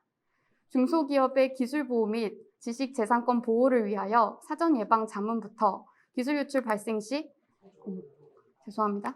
침해 기업에 대한 대응 방안 수립까지 최대 30시간 6개월 이내 법률 서비스 이용이 가능하여 중소기업의 기술과 관련된 모든 사건의 법률 자문을 지원합니다. 다음은 기술보호 지원반입니다. 전국 12개 지방청에 전문 기술보호 지원반을 구축하여 기술 유출 정황이 있거나 피해가 발생한 기업에 초동 대응과 후속 지원을 즉각적으로 지원하고 있습니다. 사전 예방을 위한 보안 지침, 정책서 마련, 기술거래 계약서 및 각종 보안 서약서 작성 요령과 기술 유출, 탈취 시 기술보호 법률 자문을 통한 사후구제를 지원합니다. 통합상담신고센터 등을 통해 기술 유출 및 기술 탈취에 대한 피해 신고를 접수를 통해 사업으로 연계합니다. 기술자료 임치제도입니다. 외부로 공개돼서는 안 되는 핵심 기술을 협력재단과 기술보증기금이 관리하고 있는 임치금고에 보관함으로써 기술 개발 시점과 보유 사실을 입증하시는 데 활용하실 수 있습니다. 기술상 정보인 설계도, 성분표와 경영상 정보인 재무, 인사 등의 자료도 임치제도를 통해 보호받으실 수 있습니다. 1년에 30만 원, 갱신 기준 15만 원의 비용이 발생하며 상업기업 또는 벤처기업 등에 한해 금액 감면이 가능합니다. 아울러 5년 이상 장기 계약 시 50% 비용 감면이 가능합니다. 기술자료 거래 등록 시스템은 기술보증기금의 기술자료 거래 기록 등록 시스템과 기술 임치 시스템을 포함한 온라인 기술 금고입니다. 중소기업이 사업 제안, 입찰, 공모 등 기술 거래 과정에서 발생하는 각종 비공식 기술 탈취 증거 자료를 향후 법적 분쟁 발생 시 활용하기 위해 신뢰성 있는 제3의 기관인 기술보증기금에 보관하는 제도이고 활용 시 부정경쟁방지법 제2조 제3호에 영업비밀 침해 행위에 대한 입증 자료로 활용 가능하십니다.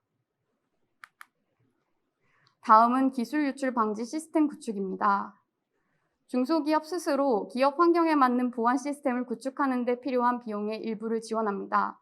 사업비의 50%, 최대 4천만 원까지 CCTV와 같은 영상 시스템, 출입 통제 시스템, 네트워크 보안 시스템을 구축하실 수 있습니다.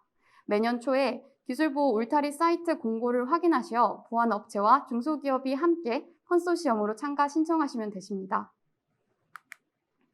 기술 지킴 서비스는 한국산업기술보호협회에서 운영하고 있는 사업으로 보안 관제 서비스, 내부 정보 유출 방지 서비스, 악성 코드 및 랜섬웨어 탐지 서비스를 제공하고 있습니다. 세 가지 분야가 모두 무상으로 지원되고 있으며 해당 사업을 신청하면 5년 동안 회원 자격을 유지하여 무료로 지원받으실 수 있습니다. 기술보호 선도 중소기업 육성 프로그램입니다. 기업 맞춤형 단계별 종합 지원을 통해 기술보호 선도 중소기업을 육성합니다. 현장 자문부터 기술 유출 방지 시스템 구축까지 기술보호에 관한 모든 맞춤형 지원이 가능합니다. 종합적 지원을 통해 기술보호 수준을 높일 수 있도록 지원하고 있습니다. 2022년부터 중소기업의 기술보호 모델을 마련하고 중소기업이 자발적으로 기술보호 역량을 강화할 수 있도록 중소기업 기술보호 인증제를 지원합니다. 인증기준 지표는 중소기업이 준비하기 쉽고 준비 기간이 짧으며 준비 과정이 실질적인 도움으로 이루어질 수 있도록 국내외 보안 인증 지표를 토대로 연구 용역 그리고 파일럿 테스트를 거쳐 중소기업 현실에 맞는 항목으로 구성하였습니다. 기술보호 인증제 신청 대상은 중소기업 기본법 제2조에 따른 중소기업이면 신청하실 수 있습니다. 2022년도부터 기술 분쟁 과정에서 발생한 법률 비용을 보험금으로 보상하여 분쟁 대응을 유도하고 재정 부담을 완화할 수 있도록 중소기업 기술보호 정책보험을 지원합니다. 중소기업 기술로 한 계약당 최대 3개의 보험 목적물을 지원하며 가입 보험료의 최대 70%까지 지원합니다. 사업 공고, 신청 접수, 청약서 제출, 부담금 납입, 가입 완료 절차로 지원되며 사업 공고를 통해 세부 보험료와 참여 보험사를 확인하실 수 있습니다. 다음은 디지털 포렌식입니다. 중소기업의 기술 유출 정황이 있거나 피해 발생 시 수사 신고를 하기 전에 증거 확보를 위한 절차가 필요합니다.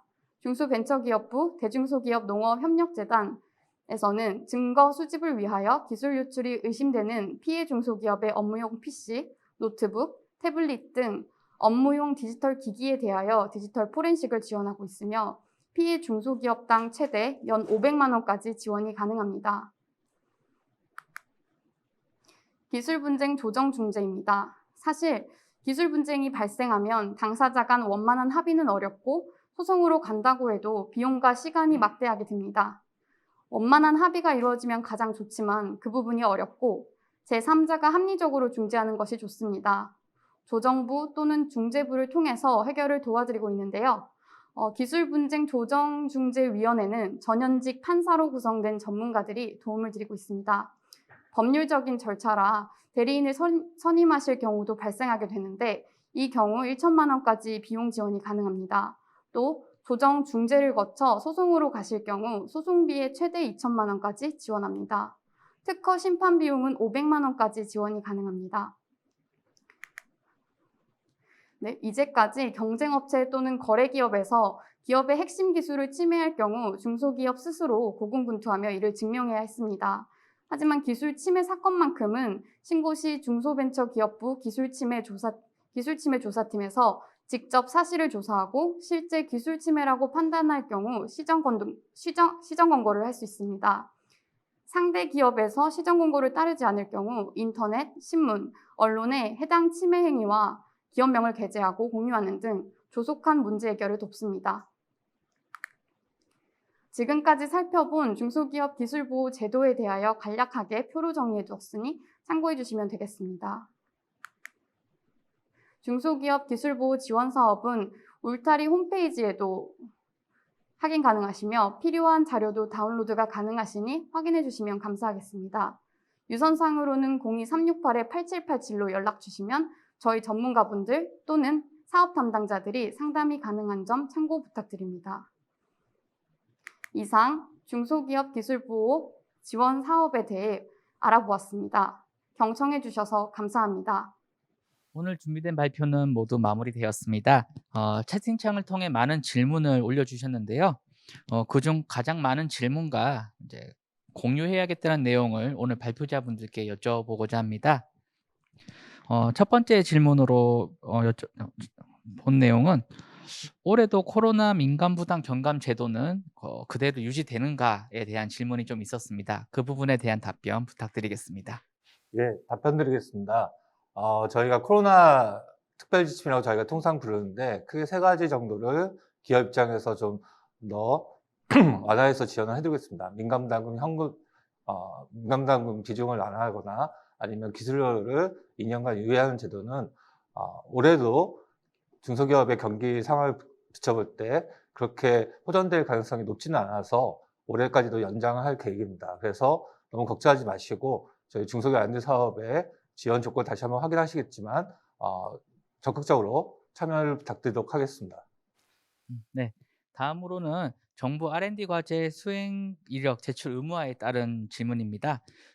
중소기업만 제출하면 되는 것인지 아니면 공동이나 위탁까지도 모두 제출해야 되는지에 대한 질문입니다. 예, 제가 이미 설명드린 바와 같이 정부 R&D 사업 수행 이력을 확인하는 것은 크게 2가지 취지입니다. 첫 번째는 수행 역량을 어느 정도 보유하고 있는지를 검증하기 위한 거고요.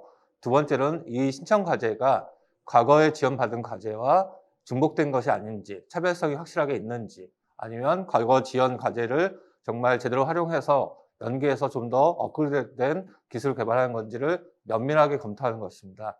따라서 영리기관인 중소기업 대상으로 하는 게 가장 바람직하고요. 지금 공동개발기관 됐든 주관기관이든 상관없이 영리기관 중심으로 해서 모든 지원 과제를 작성 부탁드리겠습니다. 네, 마지막 질문입니다. 창업기업 지원법이 변경됨에 따라 어떠한 부분이 좀 달라질 수 있을지에 대한 문의도 있었는데요. 그 부분에 대한 답변도 부탁드리겠습니다. 예, 창업기업 지원법이 개정됨에 따라 업력 7년에서 10년까지로 창업기업에 대한 정의가 변경되었습니다. 근데 이 개정된 법의 시행 일정이 올해 6월 이후이기 때문에 그 세부적인 시행이 확정된 다음에 저희가 그 내용을 사업에다가 반영할 계획이니까 그 이후에 다시 한번 확인을 부탁드리겠습니다. 네, 감사합니다. 많은 질문이 있었지만 시간 관계상 질문은 마무리하도록 하겠습니다. 채팅창에 올려주신 많은 질문에 대해 답변을 모두 해드리지 못해 죄송합니다. 다만 올려주신 질문에 대해서는 개별 사업실 담당자의 답변을 받아 홈페이지에 모두 게시할 예정입니다. 이상으로 2022년 중소기업 기술개발 및 기술보호 지원 사업 설명회를 마무리하도록 하겠습니다. 시청해 주셔서 감사합니다.